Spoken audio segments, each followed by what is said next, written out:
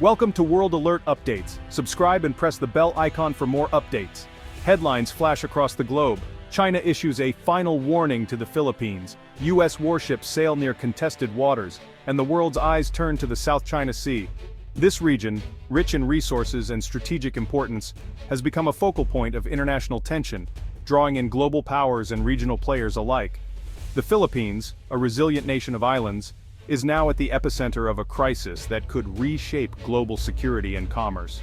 Its strategic location makes it a key player in the unfolding drama, as its people watch with bated breath, hoping for a peaceful resolution amidst the growing storm. The situation is volatile. A single misstep could ignite a conflict with worldwide consequences. The tension is palpable, as naval officers remain vigilant, monitoring every movement on their radars, aware that the slightest error could lead to an escalation. This is a real-time crisis, not a distant dispute. Newsrooms buzz with activity, as journalists work tirelessly to provide the latest updates, capturing the urgency and gravity of the situation. Dramatic footage shows massive Chinese Coast Guard vessels bearing down on smaller Philippine patrol boats. The disparity in size and power is stark, yet the resolve of the Philippine forces remains unshaken.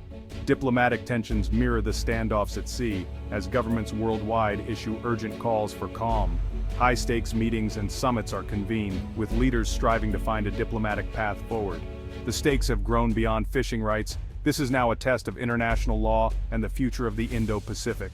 The world watches, as legal experts and diplomats debate the implications of each move, knowing that the outcome could redefine international norms.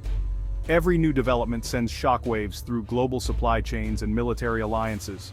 The economic impact is felt worldwide, as delays and disruptions ripple through markets, affecting everything from trade to military readiness.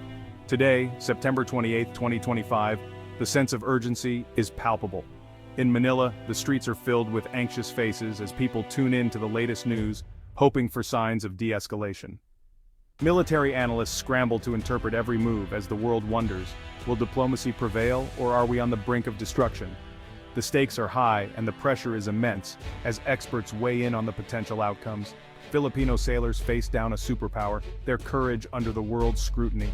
Their determination and bravery are a testament to their nation's resolve as they stand firm in the face of overwhelming odds. Each action, whether from Beijing, Manila, or Washington, is scrutinized for its potential to escalate or diffuse the crisis. The world holds its breath, watching as leaders navigate this delicate situation. The South China Sea is no longer a regional issue. It's a global saga of power, principle, and peril. The unfolding events have captured the world's attention, as nations grapple with the complexities of power dynamics and the quest for peace. Why is the Philippines at the heart of this storm? What makes this nation so central to the unfolding drama in the South China Sea? The answer lies in a unique blend of geography, a turbulent history, and a bold new government stance that is reshaping the region's dynamics. The Philippines' western shores directly face the South China Sea, a body of water that has been vital to the livelihoods of its people for generations. For centuries, Filipino fishermen have relied on these rich fishing grounds, making the sea not just a resource but a way of life. Yet, China's sweeping 9-dash line cuts deep into the Philippines' exclusive economic zone, claiming waters internationally recognized as Philippine territory. In 2016, an international tribunal in The Hague rejected these claims, affirming the Philippines' rights, but tensions have only escalated since. Unlike in the past, Manila now openly challenges China's actions, publicizing maritime confrontations and actively rallying global support. The government's transparency and assertiveness have drawn international attention to the conflict. This new assertiveness has made the Philippines a primary target of China's so-called gray zone tactics, coercive actions that stop short of open warfare but steadily increase pressure. Strategically, the archipelago is crucial for the United States and its allies, forming a key part of the first island chain that acts as a barrier to China's naval ambitions in the Pacific. The U.S.-Philippines Mutual Defense Treaty, once vague, now explicitly covers attacks on Philippine forces in the South China Sea, strengthening the alliance and raising the stakes for any potential conflict. Geography, assertive policy, and powerful alliance commitments have thrust the Philippines into the very center of this international crisis, making it impossible to ignore. No longer a passive observer, the nation is now an active protagonist, striving to balance its sovereignty and national pride with the ever-present risks of escalation and conflict. Every move by the Philippines is now a calculated risk in a high-stakes struggle with global implications, watched closely by the world's powers and shaping the future of the region. The tension isn't just diplomatic, it's dangerously physical. Picture a small Philippine supply boat bringing essentials to soldiers at Second Thomas Shoal, suddenly surrounded by massive Chinese vessels. These confrontations are real, not hypothetical. A terrifying game of chicken on the high seas. Chinese ships block, harass, and even use water cannons, risking injury and escalation. In the skies, Chinese jets intercept Philippine and U.S. patrol planes at unsafe distances, raising the risk of disaster. Each incident is a calculated escalation, testing Filipino resolve and global patience. The psychological toll is immense, but Filipino crews persist, upholding their nation's sovereignty. Their courage is the human face of this crisis. Every mission could spark a dangerous confrontation, yet they continue undeterred. The risks are extreme, but so is their resolve. This is the front line of a global standoff. Scarborough Shoal, just a speck on the map, but a lifeline for Filipino fishermen and a symbol of national pride. Only 124 nautical miles from Luzon, it lies well within the Philippines' exclusive economic zone. Since China seized control in 2012, Filipino fishermen have been blocked from their traditional grounds, a blow to both economy and identity.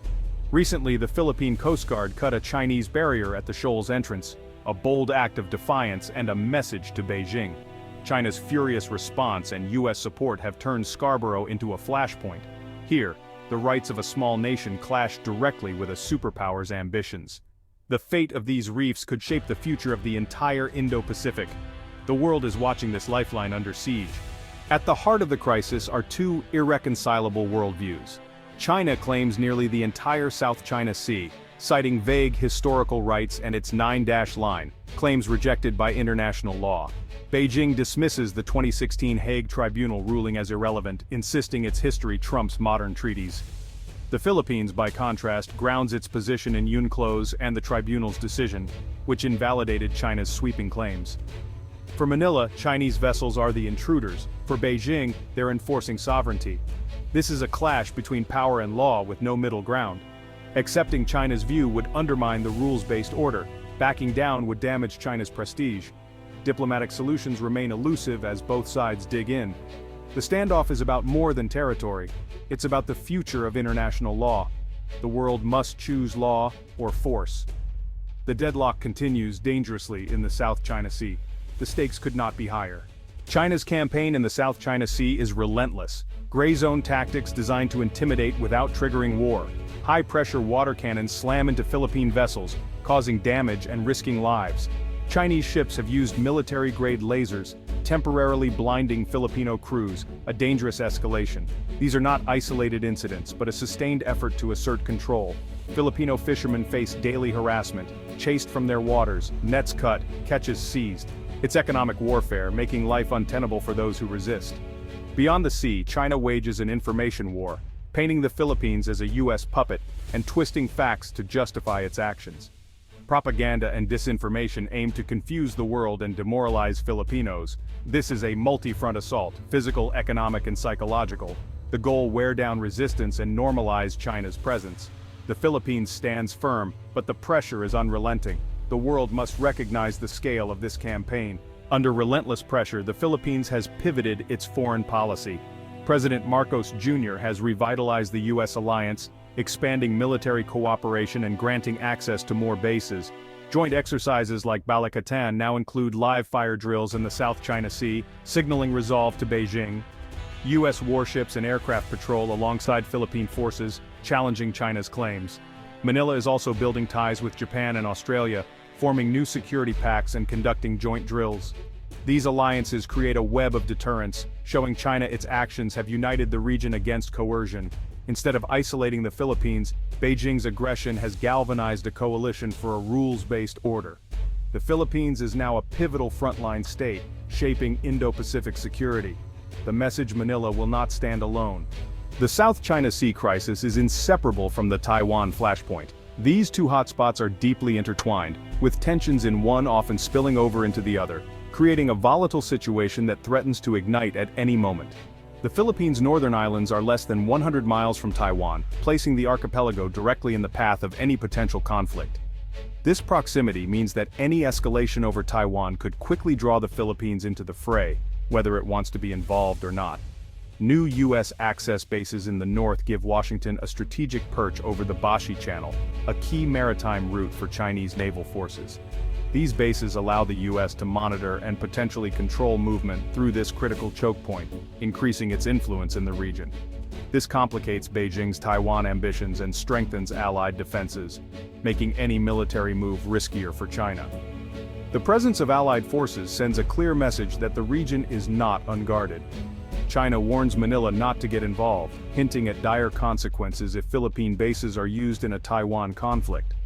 The rhetoric from Beijing grows sharper as tensions rise, putting additional pressure on the Philippine government.